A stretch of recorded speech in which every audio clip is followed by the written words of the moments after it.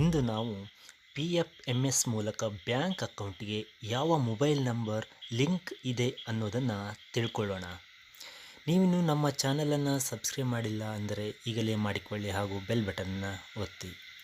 ಬನ್ನಿ video start ಮಾಡೋಣ. ಮೊದಲಿಗೆ ನೀವು ನಿಮ್ಮ ಮೊಬೈಲ್ನಲ್ಲಿ ಕ್ರೋಮ್ ಬ್ರೌಸರನ್ನು ಓಪನ್ ಮಾಡಿ ಸರ್ಚ್ ಬಾರ್ನಲ್ಲಿ PFMS ಅಂತ ಟೈಪ್ ಮಾಡಿ. PFMS ಅಂತ ಟೈಪ್ ಮಾಡಿ.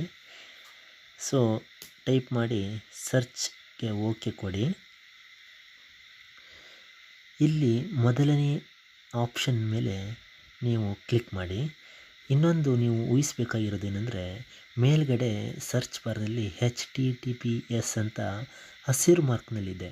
ಸೊ ಈ ರೀತಿ ಹಸಿರು ಮಾರ್ಕ್ನಲ್ಲಿರೋ ಇದೆ ಅಂದರೆ ಆ ವೆಬ್ಸೈಟ್ ಗೌರ್ಮೆಂಟಿಂದ ಹಾಗೂ ಜೆನ್ಯೂನ್ ಆಗಿರುವಂತಹ ಒಂದು ವೆಬ್ಸೈಟ್ ಆಗಿರುತ್ತೆ ಅಂತ. ಸೊ ನಾನು ಇಲ್ಲಿ ಮೊದಲನೇ ಆಯ್ಕೆ ಮೇಲೆ ಕ್ಲಿಕ್ ಮಾಡ್ತಿದ್ದೇನೆ.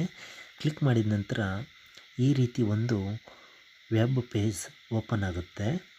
ನೀವು ಕೆಳಗಡೆ ಸ್ಕ್ರೋಲ್ ಮಾಡಿದ ನಂತರ ನಿಮಗೆ ಒಂದು ಆಪ್ಷನ್ ಸಿಗುತ್ತೆ ಇಲ್ಲಿ, ನೌ ಯುವರ್ ಪೇಮೆಂಟ್ ಅಂತ. ಇದರ ಮೇಲೆ ಕ್ಲಿಕ್ ಮಾಡಿ. ಸೊ ಕ್ಲಿಕ್ ಮಾಡಿದ ನಂತರ ಮತ್ತೊಂದು ಪೇಜ್ ಓಪನ್ ಆಗುತ್ತೆ. ಇಲ್ಲಿ ನೀವು ನಿಮ್ಮ ಅಕೌಂಟ್ ನಂಬರ್, ಬ್ಯಾಂಕ್ ನೇಮ್, ಕ್ಯಾಪ್ಚಾವನ್ನು ಟೈಪ್ ಮಾಡಬೇಕಾಗುತ್ತೆ. ಸೊ ಇಲ್ಲಿ ಮೊದಲಿಗೆ ನಿಮ್ಮದು ಯಾವ ಬ್ಯಾಂಕಿನಲ್ಲಿ ನಿಮ್ಮ ಖಾತೆ ಹೊಂದಿರ್ತೀರಿ ಆ ಬ್ಯಾಂಕಿನ ನೇಮನ್ನು ನೀವು ಇಲ್ಲಿ ನಮೂದಿಸಬೇಕಾಗುತ್ತೆ. ಸೊ ನಾನಿಲ್ಲಿ ನಂದು ಕೆನರಾ ಆಗಿರೋದ್ರಿಂದ ನಾನು ಕೆನರಾ ಬ್ಯಾಂಕ್ ಅಂತ ಟೈಪ್ ಮಾಡ್ತೀನಿ. ಸೊ ನೀವು ಮೊದಲಿಗೆ ಕೆನರಾ ಅಂತ ಟೈಪ್ ಮಾಡಿದ ತಕ್ಷಣ ಅಲ್ಲಿ ತಗೊಳ್ಳೋಕ್ಕೆ ಬಂದುಬಿಡುತ್ತೆ. ನಿಮ್ಮ ಯಾವ ಒಂದು ಅಕೌಂಟ್ ಇದೆ ಆ ಬ್ಯಾಂಕಿನ ನೇಮನ್ನು ಅಲ್ಲಿ ಬಂದುಬಿಡುತ್ತೆ. ಅದ್ರ ಮೇಲೆ ಕ್ಲಿಕ್ ಮಾಡಿದರೆ ಆಯಿತು. ನಂತರ ಕೆಳಗಡೆ ನಿಮ್ಮ ಅಕೌಂಟ್ ನಂಬರನ್ನು ಎಂಟ್ರಿ ಮಾಡಬೇಕಾಗುತ್ತೆ. ಸೊ ನಾನಿಲ್ಲಿ ನನ್ನ ಅಕೌಂಟ್ ನಂಬರನ್ನು ಎಂಟ್ರಿ ಮಾಡ್ತಿದ್ದೇನೆ.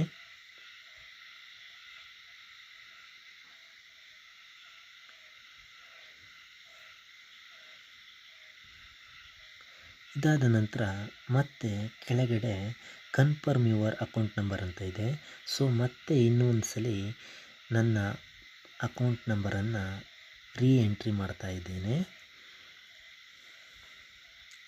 ಸೊ ಇದಾದ ನಂತರ ಕೆಳಗಡೆ ಒಂದು ಕ್ಯಾಪ್ಚಾವನ್ನು ಟೈಪ್ ಮಾಡಬೇಕಾಗತ್ತೆ. ಸೊ ಆ ಕ್ಯಾಪ್ಚಾ ಏನಿದೆ ಅದನ್ನು ಕರೆಕ್ಟಾಗಿ ಗಮನಿಸಿ ನೀವು ಅದನ್ನು ಟೈಪ್ ಮಾಡಬೇಕಾಗತ್ತೆ.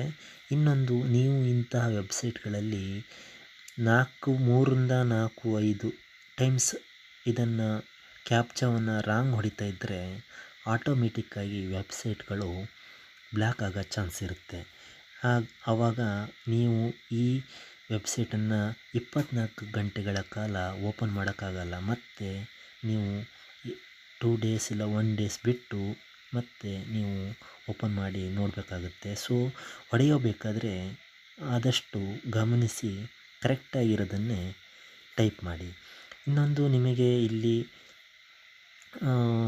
ಕ್ಯಾಪ್ಚಾ ನಿಮಗೆ ಸರಿಯಾಗಿ ಗೊತ್ತಾಗಲಿಲ್ಲ ಅಂದರೆ ಅಲ್ಲೊಂದು ವಾಲ್ಯೂಮ್ ಬಟನ್ ಇದೆ, ಅದ್ರ ಮೇಲೆ ಕ್ಲಿಕ್ ಮಾಡಿ ಸಹ ವಾಯ್ಸನ್ನು ಕೇಳಿಕೊಂಡು ನೀವು ಕ್ಯಾಪ್ಚಾವನ್ನು ಟೈಪ್ ಮಾಡಬಹುದು. ಸೊ ಇನ್ನೊಂದು, PFMS ಅಂದರೆ ಪಬ್ಲಿಕ್ ಫೈನಾನ್ಷಿಯಲ್ ಮ್ಯಾನೇಜ್ಮೆಂಟ್ ಸಿಸ್ಟಮ್ ಅಂತ ಭಾರತ ಸರ್ಕಾರದ ಹಣಕಾಸು ನಿರ್ವಹಣಾ ವ್ಯವಸ್ಥೆ ಆಗಿದೆ. ಇದನ್ನು ಕಂಟ್ರೋಲರ್ ಗೌರ್ಮೆಂಟ್ ಆಫ್ ಅಕೌಂಟ್ಸ್ ನಿರ್ವಹಿಸುತ್ತದೆ.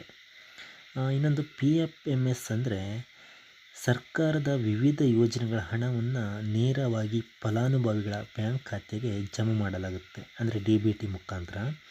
ಇದರ ಉಪಯೋಗ ಏನಂದರೆ, ಸರ್ಕಾರದ ಯೋಜನೆಗಳ ಹಣದ ಸ್ಥಿತಿಯನ್ನು ಪರಿಶೀಲಿಸಬಹುದು, ವಿದ್ಯಾರ್ಥಿ ವೇತನ, ಸ್ಕಾಲರ್ಶಿಪ್ ಹಣ ಬಂದಿದೆಯೋ ಇಲ್ಲ ಅಂತ ನೋಡ್ಬೋದು, ಯಾವುದಾದ್ರೂ ರೈತರ ಸಹಾಯಧನ, ಪಿಂಚಣಿ, ಗೃಹ ಯೋಜನೆಗಳು, ಅದರ ಯೋಜನೆಗಳು ನಮ್ಮ ಖಾತೆಗೆ ಬಂದಿದೆಯೋ, ಜಮಾ ಆಗಿದೆ ಇಲ್ಲ ಅಂತ ಒಂದು ನೋಡ್ಕೊಳ್ಬೋದು. ಮತ್ತು ಸರ್ಕಾರದಿಂದ ಬರುವಂಥ ಅನುದಾನ ಮತ್ತು ಅದರ ಮೇಲ್ವಿಚಾರಣೆ ಮಾಡ್ಬೋದು. ಇನ್ನೊಂದು, ಹಣ ಯಾವ ದಿನಾಂಕಕ್ಕೆ ಜಮಾ ಆಯಿತು ಎಂಬುದನ್ನು ತಿಳ್ಕೊಬೋದು. ಹೀಗೆ ಹಲವಾರು ಒಂದು ಉಪಯೋಗಗಳು ಈ PFMS ಒಂದು ಮುಖಾಂತರ ನೀವು ಚೆಕ್ ಮಾಡ್ಕೊಳ್ಬಹುದು. ಅದನ್ನು ನಾನು ಮುಂದಿನ ವಿಡಿಯೋದಲ್ಲಿ ನಿಮಗೆ ಚೆಕ್ ಮಾಡಿ ತಿಳಿಸ್ತೀನಿ. ಈಗ ಈ ಅಕೌಂಟ್ನಲ್ಲಿ ಯಾವ ಮೊಬೈಲ್ ನಂಬರ್ ಲಿಂಕ್ ಆಗಿದೆ ಅನ್ನೋದನ್ನು ಹೇಗೆ ತಿಳ್ಕೊಳ್ಳೋದು ಅನ್ನೋದನ್ನು ನಾನು ಈ ವಿಡಿಯೋದಲ್ಲಿ ನಿಮಗೆ ತಿಳಿಸ್ಕೊಡ್ತಾ ಇದ್ದೇನೆ. ಸೊ ಈಗ ಕ್ಯಾಪ್ಚಾವನ್ನು ಎಂಟ್ರಿ ಮಾಡ್ತಾಯಿದ್ದೀನಿ. ಇನ್ನೂ ಒಂದು ಸಲ ಟ್ರೈ ಮಾಡೋಣ. ನೆಟ್ವರ್ಕ್ ಇಶ್ಯೂ ಇರೋದರಿಂದ ತುಂಬ ಡಿಲೇ ಆಗ್ತಾಯಿದೆ ಲೋಡ್ ಆಗೋದು. ಸೊ ಆದಷ್ಟು ಸರಿಯಾದ ಕ್ಯಾಪ್ಚಾವನ್ನು ಟೈಪ್ ಮಾಡಲು ನೀವು ಪ್ರಯತ್ನ ಪಡಬೇಕು.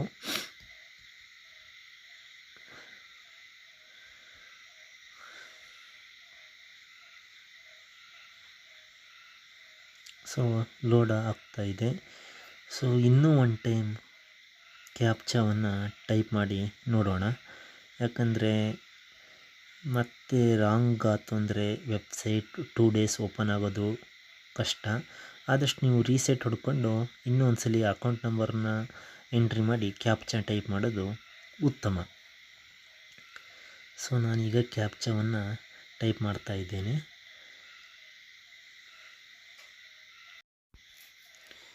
ಸೆಂಡ್ OTP ಮೇಲೆ ಕ್ಲಿಕ್ ಮಾಡಿದ ನಂತರ ಈ ರೀತಿ ಒಂದು ಪೇಜ್ ಓಪನ್ ಆಗುತ್ತೆ. ಇಲ್ಲಿ ನಿಮ್ಮ ಬ್ಯಾಂಕ್ ಅಕೌಂಟಿಗೆ ಲಿಂಕ್ ಆಗಿರುವಂತಹ ಮೊಬೈಲ್ ನಂಬರನ್ನು ತೋರಿಸ್ತಾ ಇದ್ದಾರೆ. ಸೊ ಇಲ್ಲಿ ಏನು ಕೊನೆಯ 3 ಅಂಕಿ ಮೊಬೈಲಿನ ಕೊನೆಯ 3 ಅಂಕಿ ನಂಬರ್ ಡಿಸ್ಪ್ಲೇ ಆಗ್ತಾ ಇದೆ. ಸೊ ನೀವು ಈ ರೀತಿಯಾಗಿ ನಿಮ್ಮ ಬ್ಯಾಂಕ್ ಖಾತೆಗೆ ಯಾವ ಮೊಬೈಲ್ ನಂಬರ್ ಲಿಂಕ್ ಇದೆ ಎಂಬುದನ್ನು ತಿಳಿದುಕೊಳ್ಬಹುದು.